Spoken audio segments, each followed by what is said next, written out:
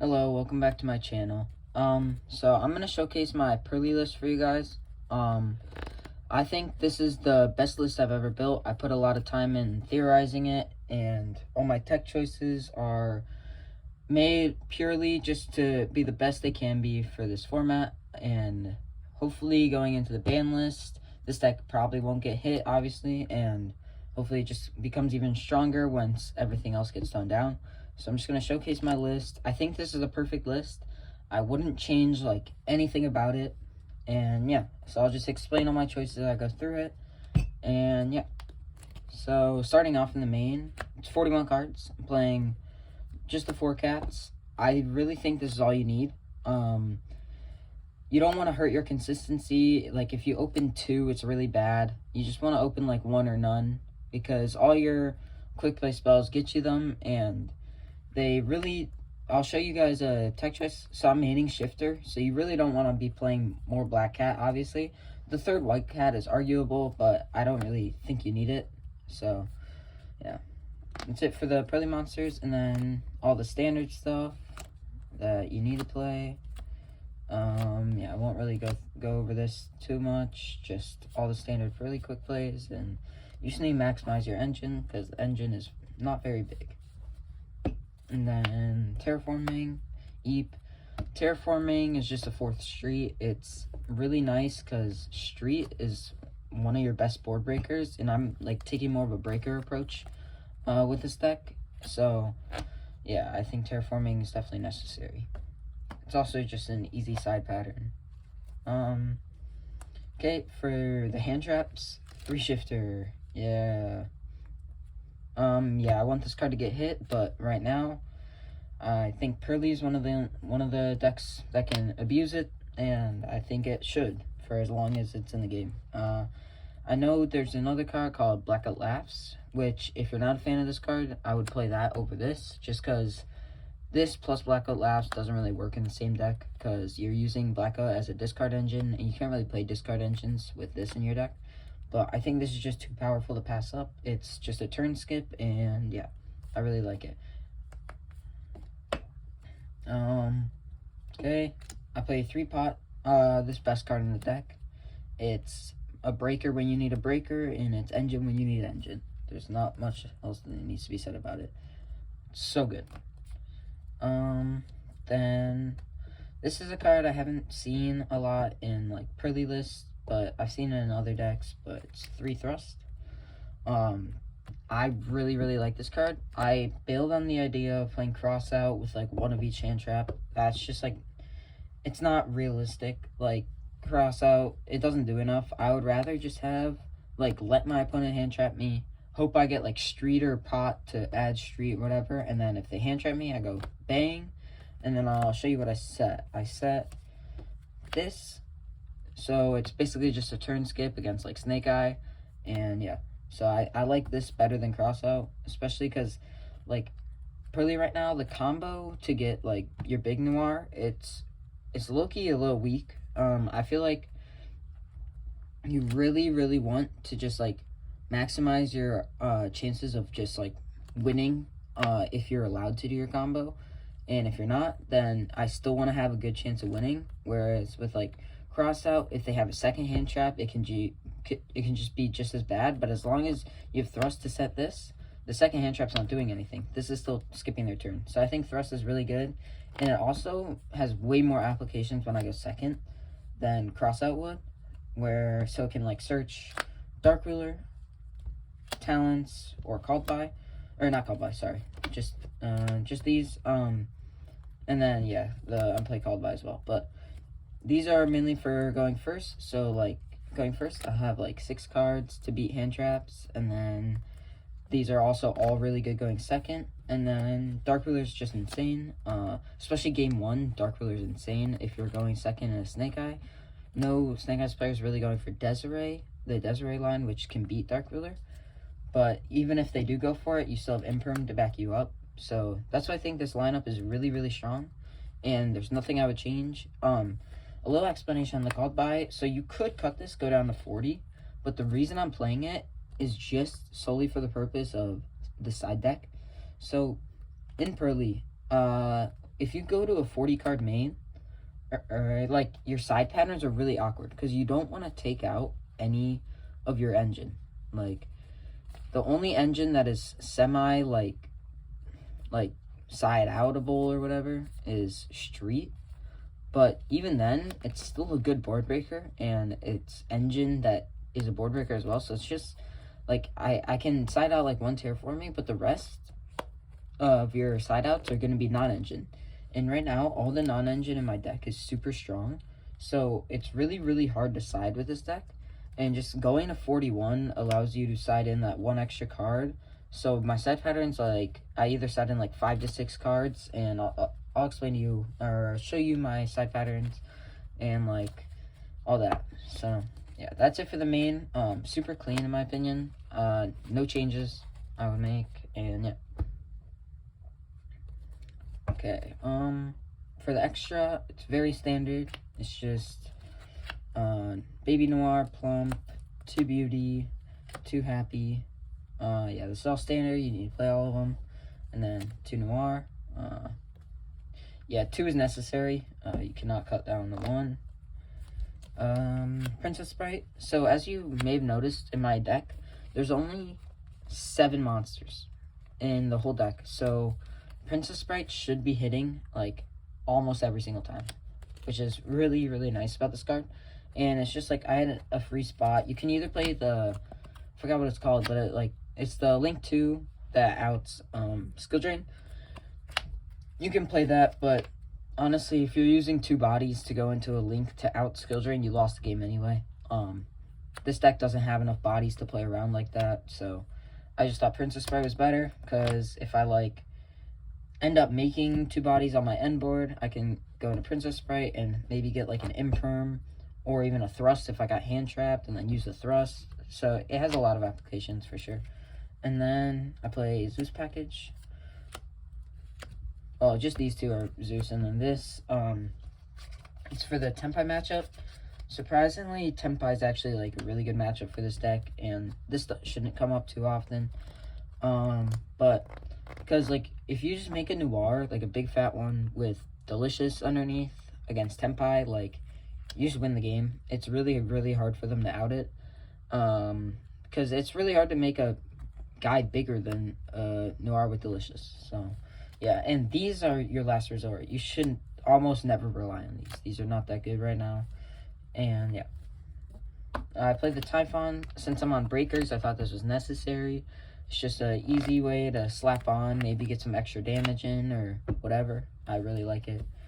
And then I'm only playing 2 links, 1 anima, 1 SP. People are still playing into anima, so watch out for that. And then SP is just to break boards. So like typically I'll go like link into anima if they have something in the zone, take it, link it SP, SP banish, and then summon Typhon to break boards, which is overall really nice and clean way to pack up the game. So yeah, that's it for the extra. Moving on to the side, a side deck I feel is really strong. Not a whole lot I'd change. Actually, I don't think I would change anything.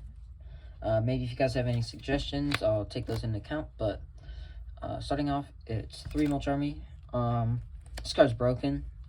I really like it, especially in breaker decks. Just letting you draw like more breakers is so good. And even if it's just like a 1-for-1 trade, like I use it, draw a card, it's still an Upstart Goblin, so it still like comes up where I can see the top card in my deck that I would have drawn for turn, and then draw another card for turn. So it overall just lets you cycle through your deck and lets you see more breakers or more engine. So it's really nice. It's also like the one card that allows you to side out like more engine, because you'll draw more cards. You'll already draw 6 card when you go second, but then if you have this in your hand, you also draw more. So it's the one card that justifies taking out engine in your side patterns. So, and then it's 3 Ash. This is for rogue matchups and like branded or whatever.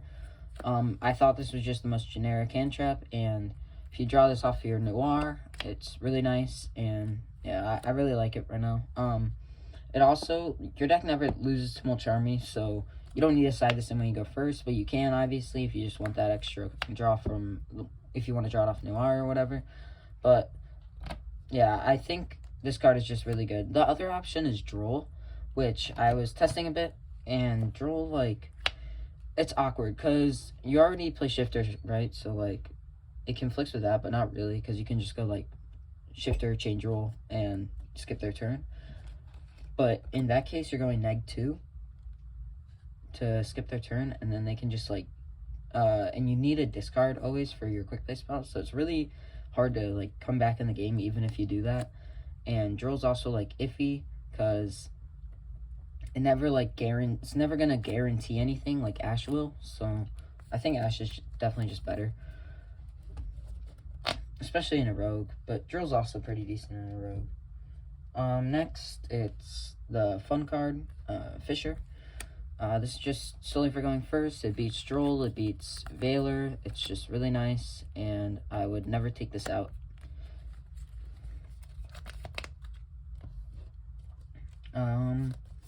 Okay, I played 2 Lightning Storm, 1 Heart Beast.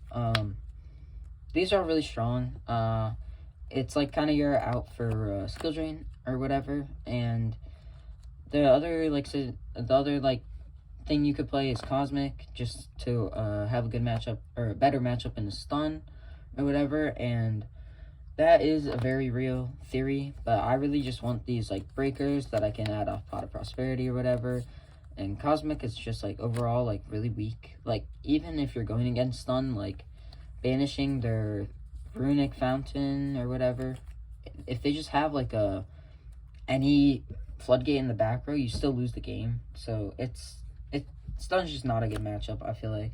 And I would rather just have this to beat the other matchups. Like I still side this in going into U-Bell just because you can call back row and it kills a lot of the recovery, which is really nice. Like if you Dark Ruler Realm or whatever and then kill their back row, it's really nice. And yeah, I'm a big fan of these right now. And then the one-ofs, playing 1 Change of Heart since I'm maining Thrust. This is just really good for the Snake Eye matchup, and yeah, it's also decent in a Rogue. It's like always, it's just a solid side card that you can side in almost any time. And then played the 1D Barrier. This is again for Tempai or Branded or Voiceless Voice. So overall, this card's like really strong, and it's just an easy set off Thrust. So yeah, so I'm just playing 1 of it, and then the best card, Rivalry. This is like one of the main reasons this deck is playable. This card's so good. It's just like an auto win against Snake Eye and against a lot of other decks. Like it's even good against Voiceless. It's really good against Branded. And yeah, I'm a big fan of it. It's only it's just weak in the U-Bell though. U-Bell might be probably the hardest matchup for this deck, but everything else, I feel like this deck actually has a really good matchup in against Snake Eye. Like all my non-engine is really good in the Snake Eye, so I actually feel really confident in that matchup. But yeah, that's it for the deck profile. Again, not a lot would change. This is probably the best build I've ever made. And okay, so I'm gonna show you guys some side patterns. So if you're going second into Snake Eye, typically I like to side out like 1 street, 1 terraforming. So go down to 2 street. The most important cards you want to side in are 3 Mulch Army, and then if you think they're gonna be on like skill drain or whatever, if you think they have skill drain, you might want to side in like a Heart Beast. So I always like side in these 5 for sure, and depending on like who you're playing against, if you like saw some non-engine or whatever, you can switch it up a bit, like side in more Lightning Storm or whatever. But typically these are the most consistently sided in 5, and then you can side out 1 Talents, because you're not going to be thrusting for this, as if you have like Change of Heart or whatever, you're not going to thrust for it as often. And then I like to take out 1 Different Dimension Ground, and then 1 Called By. So normally it's just these 5 for these 5, and so then take out 2 engine, 3 non-engine to put in 5 engine. So it already ups the count in your deck to I think 21 non-engine and 20 engine. So it's really strong. You have a higher odds to see non-engine into your Snake Eye matchup. And the non-engine is overall just like insane. Like you have this. I like to count Pot of Prosperity as non-engine, especially when I go second, just to get your breakers or whatever. Then you have these, this, and this. And every single one of these is really strong. Imperm, you need to keep in because it's a really nice draw off of your Mulch Army. And even if you open it, you want to be negating the sequence so they can't go Desiree on you. So you can just like this paired with like Dark Ruler, or this paired with Thrust, or this paired with Talents is just really, really nice into Snake Eye. So yeah, every one of your non-engine into the Snake Eye matchup is really, really strong. And yeah. So I really like the Snake Eye matchup with this deck. And then U-Bell's the tough one. But typically what I side in against U-Bell, I normally just side out the same things, these 5. Like, these are always coming out if I'm going second. I think this is just standard.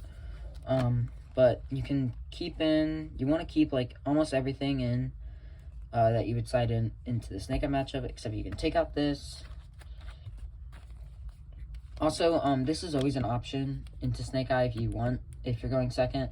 It's just, like, it's kind of awkward because most of the time you want to use, like, your whole hand because you want to use, like, 2 breakers against Snake Eye and then, like, 2 discards and a spell, quick play spell or whatever, to like kill them as well, or not even kill them, just set up a big board. So Rivalry is a little awkward because you never want to discard it, but it's still an option for sure. Yeah, but so the U-Bell matchup, you definitely don't side this in, it's too weak, but you can always side in like these 2, and then keep in the same non-engine, although Talents might also be another option to take out. So basically, against U-Bell, your side deck should look like this. So all your side outs were these 6, and then your side ins were just these and Mulch Army. So all the changes you make, because like I said, I really like the Lightning Storm Harpies into the U-Bell matchup. Just if paired with another breaker, it's just really, really nice. And you, of course, need to keep Imperm because keeping U-Bell off Desiree is the reason you can win this matchup. So yeah. So that's it for the deck profile and side patterns. Hope you guys enjoyed, and leave any suggestions in the comments below. Thank you guys for watching, and bye.